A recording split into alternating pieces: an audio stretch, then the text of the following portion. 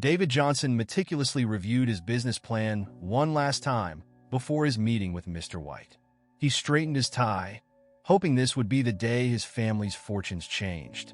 The weight of their expectations pressed on his shoulders as he entered the imposing bank building. Mr. White greeted David with a rehearsed smile, gesturing for him to take a seat. As David began his pitch, he noticed Mr. White's eyes glazing over. Undeterred, he pressed on, highlighting the potential of his business and his solid repayment plan. Midway through the presentation, Mr. White held up his hand. "I'm afraid we can't approve your loan application, Mr. Johnson," he said, his tone clipped and final. David, caught off guard, asked for an explanation. Mr. White rattled off a series of financial terms, each more confusing than the last. Despite David's attempts to understand and counter the objections, Mr. White remained unmoved. As the meeting concluded, David felt a mix of frustration and humiliation. He couldn't shake the feeling that the color of his skin had played a role in the decision. Gathering his documents, he stood up, dignity intact, but dreams shattered. Exiting the office, David felt the weight of curious stares from the bank's employees. Some looked away quickly, while others watched him with a mix of pity and suspicion. The walk to the elevator felt endless, each step a reminder of the opportunity denied. In the lobby, David paused, taking a deep breath. He looked around at the opulent surroundings, a stark contrast to the struggling neighborhood where his business would have made a real difference. As he pushed through the revolving doors, David knew this rejection was just the beginning of his fight for equality in the financial world. David slumped onto his couch, the weight of the day's rejection heavy on his shoulders. His sister Maya, sensing his distress, sat beside him. "What happened?" she asked, her voice laced with concern. David recounted his meeting with Mr. White, his voice rising with frustration as he described the banker's dismissive attitude. "It's like he didn't even give me a chance," David concluded, his hands clenched into fists. Maya listened intently, her brow furrowing. When David finished, she leaned forward, her eyes blazing with determination. "This isn't just about you, David. It's about all of us who face these barriers. You can't give up now." Her words struck a chord. David sat up straighter, a spark of resolve igniting within him. Maya continued, "What if you started a support group? Connect with other entrepreneurs who've faced similar rejections. There's power in numbers, you know?" The idea took root in David's mind. He began to envision a network of like-minded individuals, all pushing against the same barriers. "We could share resources, strategies," he mused aloud. Maya nodded enthusiastically. "Exactly. And maybe together, you can find alternative funding sources. Investors who actually care about diversity and inclusion." Energized by the conversation, David grabbed his laptop. He started researching local business groups, identifying potential allies. As he worked, he felt a renewed sense of purpose. This rejection wasn't the end. It was the beginning of something bigger. Over the next few days, David reached out to friends, former colleagues, and community leaders. He shared his story and his vision for change. To his surprise, many responded with their own tales of discrimination and offers of support. A plan began to take shape. David organized meetings, facilitated discussions, and started building a coalition of determined entrepreneurs. Together, they explored alternative funding options, from community development financial institutions to angel investors focused on minority-owned businesses. With each connection made and each strategy developed, David felt his initial despair transforming into powerful motivation. He was no longer just fighting for his own dream, but for a systemic change that could benefit countless others. After weeks of relentless networking and planning, David's efforts paid off. He managed to assemble a group of investors who shared his vision for an inclusive bank. The air buzzed with excitement as they gathered for their first official meeting. David stood at the head of the conference table, his heart racing as he prepared to present his vision. He outlined his plan for a bank that would prioritize underserved communities, offering fair loans and financial education. As he spoke, he could see nods of approval from many investors. However, not everyone was convinced. A few investors raised concerns about David's leadership experience. "This is an ambitious project," one said, his tone skeptical. "Are you sure you're equipped to handle it?" David felt a familiar sting of doubt, but he pushed it aside. He acknowledged their concerns and proposed a solution. "I understand your reservations," he said. "Let me prove my commitment and ability to connect with our target community." He suggested organizing free financial workshops in marginalized neighborhoods. These sessions would serve a dual purpose, providing valuable education to the community and demonstrating David's leadership skills to the investors. The proposal was met with cautious approval. David wasted no time in putting his plan into action. He rented community spaces, created educational materials, and began promoting the workshops. The first few sessions were sparsely attended, but David persevered. He shared his own story of struggle and determination, connecting with attendees on a personal level. He offered practical advice on budgeting, credit management, and small business basics.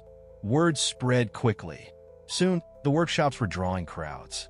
People from all walks of life came to learn, share their experiences, and seek guidance. David listened to their stories, tailoring his advice to address their specific needs.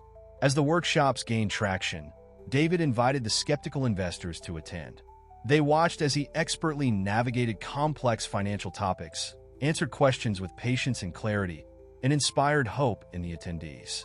The investors began to see what David had known all along, that his experiences and understanding of the community were invaluable assets. His ability to build trust and empower others was exactly what their inclusive bank needed. With each successful workshop, David's credibility grew. The doubt in the investors' eyes gradually transformed into respect and enthusiasm. They realized that David's vision, combined with his grassroots approach, could truly revolutionize community banking. As David's workshops gained momentum, they began attracting a diverse crowd of aspiring entrepreneurs. Among them was Anna, a single mother with dreams of opening her own bakery. She arrived at the workshop looking tired but determined, her eyes filled with a mix of hope and anxiety. During the session, David noticed Anna's intense focus. When he opened the floor for questions, she raised her hand hesitantly. "I've been trying to start a bakery for years," she said, her voice barely above a whisper. "But every bank turns me down. They say I'm too risky." David felt a familiar pang of recognition. He approached Anna after the workshop, eager to hear more about her story. As they talked, he learned about her passion for baking, honed through years of creating treats for her children and neighbors. He also heard about the financial struggles that had held her back, the lack of collateral, the absence of a credit history, the constant juggling of bills and expenses. "Anna," David said, leaning forward, "your dream isn't just possible, it's necessary. Our community needs businesses like yours." He explained his vision for the new bank, emphasizing its commitment to supporting entrepreneurs like her. Anna's eyes widened with hope. "You mean I might actually have a chance?" she asked, her voice trembling slightly. David nodded, feeling a surge of purpose. "More than a chance," he assured her. "We're going to work together to make this happen." As other participants gathered around, drawn by the intensity of their conversation, David realized he had stumbled upon something powerful. Anna's story wasn't unique. It was echoed in the experiences of many in the room. He decided to use Anna's bakery dream as a case study in future workshops. With her permission, he walked participants through the process of creating a business plan, exploring funding options, and navigating regulatory requirements, all tailored to Anna's specific situation. The response was overwhelming. Other aspiring entrepreneurs began to see themselves in Anna's story. They shared their own dreams and challenges, creating a supportive network that extended beyond the workshops. David watched as connections formed and collaborations emerged. A local artist offered to design Anna's bakery logo. An accountant volunteered to help with her financial projections. The workshop was transforming into a true community of mutual support and empowerment. As the session ended, David pulled Anna aside. "You're not just opening a bakery," he told her. "You're becoming a symbol of what's possible when our community comes together." Anna's eyes filled with tears of gratitude and determination. "Thank you for believing in me," she said softly. "I won't let you down." David smiled, knowing that his bank was already changing lives, even before it officially opened its doors. David's inclusive bank finally opened its doors, its modern facade standing out in the heart of the community. Inside, the atmosphere buzzed with energy as staff members, carefully selected for their commitment to the bank's mission, welcomed the first customers. At the core of the bank's operations were David's innovative lending policies. Traditional credit scores were just one factor among many considered. The bank looked at an applicant's overall financial behavior, community involvement, and future potential. This approach allowed them to serve individuals and businesses often overlooked by mainstream financial institutions. Anna was among the first to benefit from these policies. Her loan application, once rejected by multiple banks, was approved. The day she received the funds to start her bakery, she hugged David, tears of joy streaming down her face. "This isn't just a loan," she said. "It's a chance to change my family's future." Word of the bank's success spread rapidly. Local news outlets picked up the story, fascinated by the idea of a financial institution that prioritized community growth over quick profits.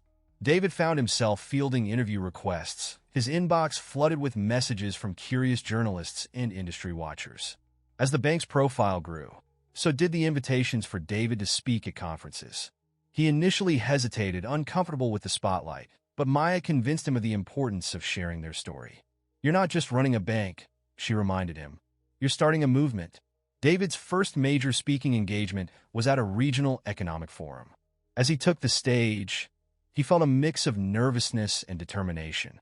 He spoke passionately about the need for financial inclusion, using real stories from his customers to illustrate the impact of their approach. The audience, initially skeptical, became increasingly engaged. Questions poured in, with many attendees eager to learn how they could implement similar practices in their own institutions. As David fielded the last question, he noticed a familiar face in the crowd. Mr. White sat in the back row, his expression unreadable. Their eyes met briefly, a moment of tension crackling between them. Later, as David mingled with attendees, he overheard snippets of conversation. People were talking about a paradigm shift in banking, with his bank at the center of it. He felt a mix of pride and responsibility, knowing that their success could pave the way for broader change. As he prepared to leave, David caught sight of Mr. White again. The banker was deep in conversation with a group of conference organizers, gesturing animatedly. David couldn't help but wonder what this encounter might lead to, and how it might affect the future of his bank and the movement he had started. As the conference drew to a close, David made an unexpected decision. Instead of avoiding Mr. White, he approached him directly. "Mr. White," David said, extending his hand, "I'd like to invite you to participate in a roundtable discussion on financial inclusion." Mr. White's eyebrows shot up in surprise. After a moment's hesitation, he shook David's hand. "That's an interesting proposition, Mr. Johnson. May I ask why?" David met his gaze steadily. "Because real change requires dialogue, even with those who may not initially agree with us. Your perspective, as a traditional banker, is valuable to this conversation." Word of the proposed round table spread quickly, generating buzz in financial circles. Many were intrigued by the idea of David and Mr. White sharing a stage, given their history. The day of the event arrived, and the tension in the room was palpable. David opened the discussion by outlining the challenges faced by marginalized communities in accessing financial services. He then turned to Mr. White, inviting him to share his views. Mr. White began defensively, citing risk assessment protocols and regulatory constraints. But as the conversation progressed, he found himself engaging more genuinely with the issues raised. Other panelists joined in, representing various perspectives from the financial industry. The discussion grew heated at times, with passionate arguments on both sides. David, however, remained calm and focused, consistently steering the conversation back to practical solutions. As the debate unfolded, David's expertise and vision became increasingly apparent. He countered arguments with hard data and real-life examples from his bank's success stories. Even some of his critics found themselves nodding in agreement. Mr. White, initially skeptical, began to show signs of reconsidering his position. "I must admit," he said at one point, "your results are impressive. Perhaps there's more to this approach than I initially thought." By the end of the round table, the atmosphere had shifted. What began as a potentially confrontational event had transformed into a productive dialogue. Attendees left buzzing with new ideas and perspectives. As people filed out, several approached David to express their admiration for his handling of the discussion. Even Mr. White offered a grudging compliment. "You've given us all something to think about, Mr. Johnson," he said. David's initiative didn't just end with the round table. It sparked a national conversation about diversity in finance. He began receiving invitations to speak at more events, consult with other banks, and even advise on policy matters. What started as a personal mission was evolving into a movement for change, with David at its forefront. He realized that by choosing dialogue over confrontation, he had opened doors not just for himself, but for countless others who shared his vision of a more inclusive financial world. As David's bank continued to grow, so did the challenges it faced. Competitors, threatened by its success, began to employ underhanded tactics to undermine the bank's reputation. Anonymous tips to regulators triggered frequent audits, while whisper campaigns in financial circles questioned the bank's stability. Despite these obstacles, David remained focused on his mission. He expanded the bank's services, introducing innovative products tailored to the needs of small businesses and first-time homeowners. The bank's customer base grew steadily, with word-of-mouth recommendations bringing in new accounts daily. Anna's Bakery became a symbol of the bank's impact. Now thriving, she hired staff from the local community and even opened a second location. Her success story, featured in local media, inspired others to seek out David's bank for support. David leveraged this momentum to create a network of diverse businesses. He organized trade fairs and networking events, connecting his clients with potential customers and partners. This ecosystem of mutual support strengthened the community's economic resilience. However, the attacks from competitors intensified. One morning, David arrived at the bank to find protesters outside, holding signs that accused the bank of predatory lending. Investigation revealed that a rival bank had funded the protest, spreading misinformation about David's lending practices. Rather than retreating, David saw an opportunity. He invited the protesters inside, offering to explain the bank's policies in detail. Many were surprised by his openness and willingness to engage. By the end of the day, several protesters had become supporters, with some even opening accounts. This approach of transparency and direct engagement became David's hallmark. When rumors circulated about the bank's financial health, he held a town hall meeting, presenting the bank's books and explaining its strong position. His honesty and clarity won over skeptics and strengthened customer loyalty. As the bank's reputation for integrity grew, so did its influence. Other financial institutions began to take notice, with some reaching out to learn from David's model. He was invited to speak at industry conferences, sharing his vision for a more inclusive financial sector. Anna, now a successful businesswoman, became one of the bank's most vocal advocates. She volunteered to mentor other entrepreneurs, sharing her journey and the role David's bank played in her success. Her story, and others like it, became powerful testimonials to the bank's impact. David's bank was no longer just a local success story. It was becoming a blueprint for change in the financial industry. As he watched the community he served grow stronger and more prosperous, David knew that every challenge overcome was a step towards a more equitable financial future. David stood before a room of investors, his heart racing as he unveiled his ambitious expansion plans. The bank's success had exceeded expectations, and he saw an opportunity to scale their impact. However, as he concluded his presentation, he sensed an undercurrent of unease in the room. One investor, a recent addition to the board, spoke up. "While the growth is impressive, I'm concerned about mission drift. Are we still focusing on our core community, or are we becoming just another big bank?" Others chimed in, expressing similar reservations. Some worried about the risks of rapid expansion, while others questioned whether David's leadership style could adapt to a larger organization. Sensing the growing tension, David called for an emergency shareholders meeting to address these concerns head-on. As the day of the meeting approached, he heard whispers of a potential vote of no confidence. The assembly hall was packed, the atmosphere tense. David took the podium, facing a sea of expectant faces. He began by acknowledging the concerns raised, demonstrating that he had listened and understood. Then, he launched into an impassioned speech about the bank's journey. He reminded them of the initial vision, not just to create a successful bank, but to transform lives and communities. He shared stories of individuals like Anna, whose dreams had become realities because of their collective effort. Expansion isn't about becoming just another big bank, David argued.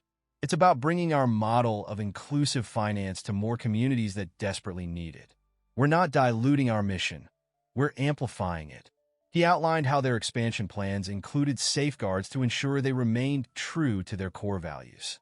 He proposed creating a community advisory board to keep them accountable and setting aside a significant portion of profits for local reinvestment. As David spoke, he could see the shift in the room. Skeptical frowns turned to thoughtful nods. When he opened the floor for questions, the tone had changed from confrontational to collaborative. The vote that followed was a resounding affirmation of David's leadership and vision. The majority of shareholders not only rejected the no-confidence motion, but enthusiastically endorsed the expansion plans. As the meeting adjourned, investors who had been his strongest critics approached David with newfound respect. "You've reminded us why we invested in the first place," one said, shaking his hand. David left the assembly hall feeling both relieved and re-energized. He had faced one of his greatest challenges and emerged stronger, with a renewed mandate to continue his mission. The bank was ready for its next chapter, poised to bring financial empowerment to even more communities. As David's bank continued to thrive, Mr. White watched from afar, his resentment growing. Unable to accept that David had succeeded where he had predicted failure, Mr. White began a covert campaign to undermine the bank's reputation. Using his connections in the financial world, Mr. White started spreading rumors about the bank's stability. He insinuated that David's lending practices were reckless and that the bank was on the verge of collapse. These whispers soon gained traction in certain circles, causing concern among some of David's investors. David first became aware of the situation when a loyal customer warned him about the rumors circulating in the business community. Initially, he tried to dismiss it as typical market chatter, but as the whispers grew louder, he realized he needed to act. Through discreet inquiries, David managed to trace the source of the rumors back to Mr. White. An informant from within Mr. White's organization, uncomfortable with the smear campaign, provided David with evidence of the planned sabotage. Faced with this information, David had to make a difficult decision. He could either confront Mr. White publicly, potentially turning the situation into a messy public relations battle, or he could try to resolve the issue privately. After much consideration, David opted for a direct approach. He requested a private meeting with Mr. White, determined to address the issue head-on. The meeting was tense from the start. Mr. White initially denied any involvement, but his composure cracked when David presented the evidence he had gathered. Caught off guard, Mr. White's facade of professional indifference gave way to bitter resentment. "You don't deserve this success," Mr. White spat. "You're changing the rules of a game you have no right to play." David remained calm in the face of this outburst. "The rules needed changing," he replied evenly. "And I'm not the only one who thinks so." He then revealed that several board members and influential shareholders were waiting outside, ready to hear the truth about Mr. White's actions. Mr. White's face paled as he realized the full extent of his miscalculation. In that moment, David saw not a powerful banker, but a man clinging desperately to an outdated system. He felt a mix of pity and resolve. "It's not too late to be on the right side of this change," David offered, extending an olive branch even in victory. The meeting ended with Mr. White's reluctant agreement to cease his activities and make a public statement retracting the rumors. As David left the room, he knew this confrontation was more than a personal victory.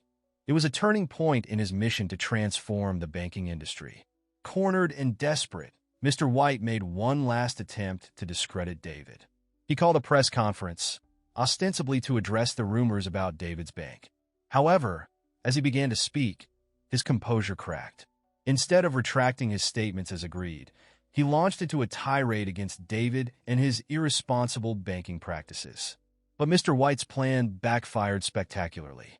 In his emotional state, he inadvertently revealed his own unethical practices, including past instances of denying loans based on racial profiling. The journalist present, sensing a bigger story, began to press him for details. As Mr. White floundered, David, who had been watching the broadcast, decided to make an appearance. He calmly took the podium, addressing the allegations with transparency and providing clear evidence of his bank's solid financial standing and ethical practices. The contrast between Mr. White's flustered accusations and David's composed responses was stark. Journalists turned their focus to Mr. White's revealed misconduct, demanding explanations for his discriminatory practices.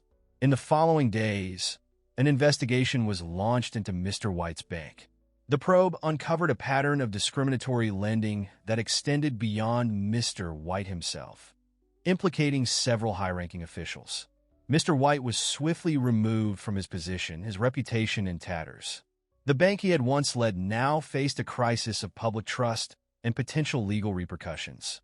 Meanwhile, David's standing in the financial community soared. He was hailed as a whistleblower and a champion of ethical banking. Invitations poured in for him to speak at industry events and consult on inclusive banking practices. In a twist of irony, David was invited to testify before a congressional committee on banking reform. As he stood at the podium, he saw Mr. White in the audience, now unemployed and disgraced. David's testimony was passionate yet measured. He spoke not just of his own experiences, but of the systemic changes needed in the banking industry. His words resonated beyond the committee room, sparking a national conversation on financial inclusion. As the hearing concluded, David felt a sense of closure. He had not only overcome the obstacles in his path, but had also paved the way for lasting change. Walking out of the building, he was met by a crowd of supporters, including Anna and other successful clients of his bank. Looking at their faces, full of hope and determination, David knew that his journey was far from over. The fight for financial justice had only just begun, and he was ready to lead the charge.